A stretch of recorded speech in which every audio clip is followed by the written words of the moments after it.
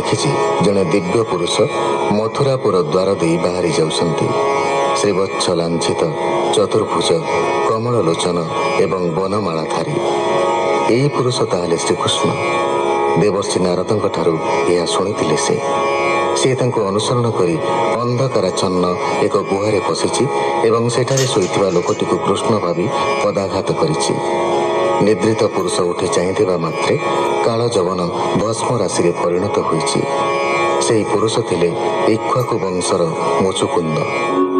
ମୁଚୁକୁନ୍ଦ ବାଚ କହତୁ କାହାର ନନ୍ଦନ କୁଳ ପ୍ରବର ନିଜ ନାମ। ଏମନ୍ତ ଦେଖିଲା ତ ନାହିଁ ଗିରି କନ୍ଧରେ ଥିଲୁ କାହିଁ। ତୋହର ତେଜେ ତମ ଗଲା ପ୍ରଦୀପ ପ୍ରାୟ ପ୍ରକାଶିଲା।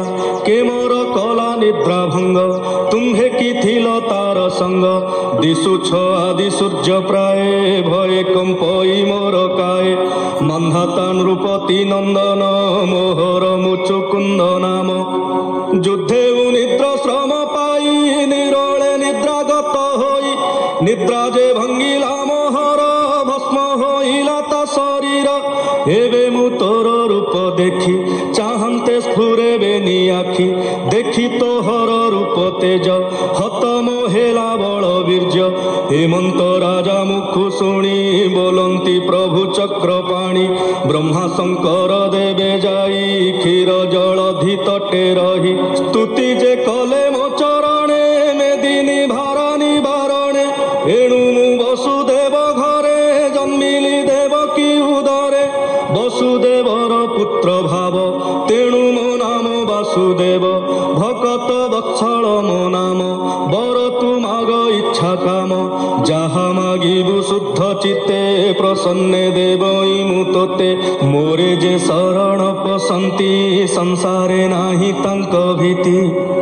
ଶୁକ ଉବାଚ ଏମନ୍ତ କୃଷ୍ଣ ମୁଖୁ ଶୁଣି ପ୍ରଣାମ କଲା ପୁଣ ପୁଣି। ଗର୍ଗ ବଚନ ପରିମାଣି ନିଶ୍ଚେ ଜାଣିଲା ଚକ୍ରପାଣି। ଆନନ୍ଦେ ବେନି କର ଯୋଡ଼ି କହଇ କୃଷ୍ଣ ପାଦେ ପଡ଼ି। ମୁଚୁକୁନ୍ଦ ବାଚ ଭୋନାଥ ତୋର ମାୟା ବଳେ ମୋହିତ ପ୍ରାଣୀଏ ଶୟାଳେ। ଅନର୍ଥ ଅର୍ଥ ପ୍ରାୟ ମଣେ ନ ଭଜେ ତୋହର ଚରଣେ। ଶୁଣ ହେ ମଦନ ଗୋପାଳ ନିଷ୍ଫଳେ ଗଲା ଏତେ କାଳ। ରାଜ୍ୟ ସମ୍ପଦେ ଭୋଳ ହୋଇ ଆତ୍ମାର ଗତି ନ ଜାଣଇ। ଯେ ପ୍ରାଣୀ ଦେବ ପୂଜା କରି ବୋଲଇ ଭବୁଜି ଭିତରି। ନିବୃତ୍ତି ମାର୍ଗେ ମହାଶ୍ରମେ ତପ ଆରାଧି ନାନା କର୍ମେ। ଦେବତା ବରଦାନ କାଳେ ପୁଣ ମାଗଇ ସୁଖ ଭଳେ। କରଇ ସ୍ୱର୍ଗ ଭୋଗ ବାଞ୍ଛା ପରମ ସୁଖେ ନାହିଁ ଇଚ୍ଛା। ଜନ୍ମ ମରଣ ବେନି ପଥେ ସେ ପ୍ରାଣୀ ଭ୍ରମୁ ଥାଇ ନିତ୍ୟେ। ଭୋନାଥ ଜାଣିଲି ମୁଁ ଚିତ୍ତେ ତୋହର ଅନୁଗ୍ରହ ମୋତେ। ରାଜ୍ୟ ସମ୍ପଦ ବନ୍ଧ ପାଶ ଏବେ ହୋଇଲା ମୋର ନାଶ। ତୋହର ଅଭୟ ଚରଣ ନିତ୍ୟ ସେବିବି ନାରାୟଣ। ଆନ ସମ୍ପଦେ କାର୍ଯ୍ୟ ନାହିଁ ଏ ବର ଦିଅ ମୋତେ ତୁହି। ଏ ଭବ ସିନ୍ଧୁ ମଧ୍ୟେ ମୁହିଁ ଅଶେଷ ଜନ୍ମ ଦୁଃଖ ପାଇ। ବାସନା ବଳେ କରି ପାପ ସୁମରି ପଛେ ଅନୁତାପ।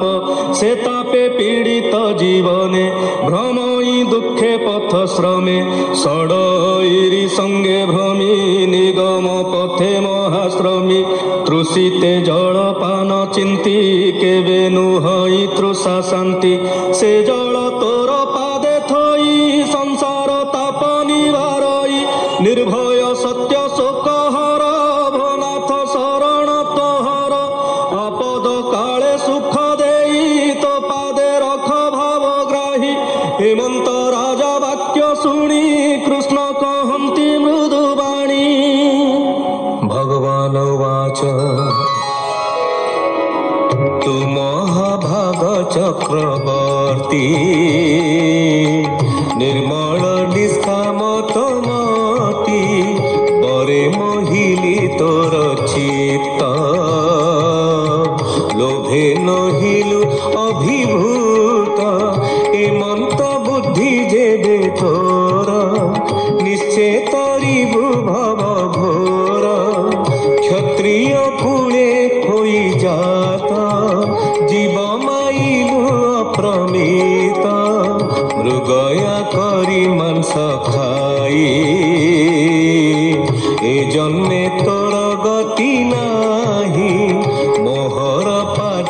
ଆଶ୍ରେ କର ସାଧିବୁ ତପ ମହାଘୋର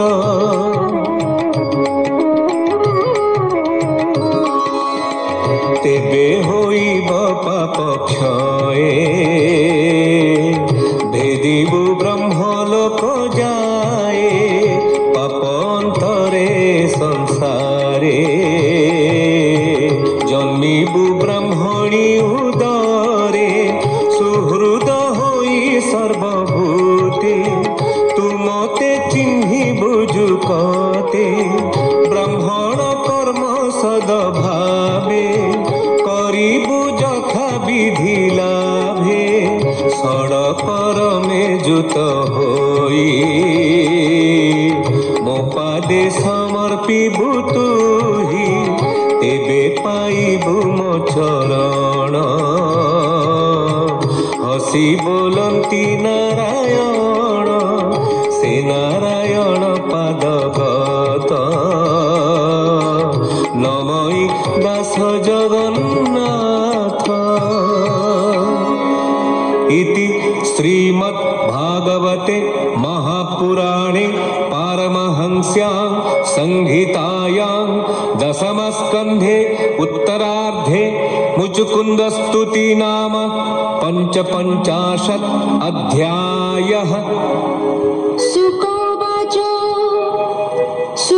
सुकोबोलन्ति सुनराये हेमन्ते कृष्णानुग्रहे हृदयोत्साहे मुचुकुन्द निर्मले चाहै गोविन्द हसी बोलन्ति नारायण जाओ तू बदरिकाश्रम तप करिबु बने पशि नर नारायण विश्वासी आसने सुधि करि मने पवन फल मूल बने एहान्त करिबु आहार मने न धरिबु संसार बाहर होई मुचुकुंद चलिला चाहन्ति गोविंद देखिला स्थावर जंगम वन दुर्गम गिरिमान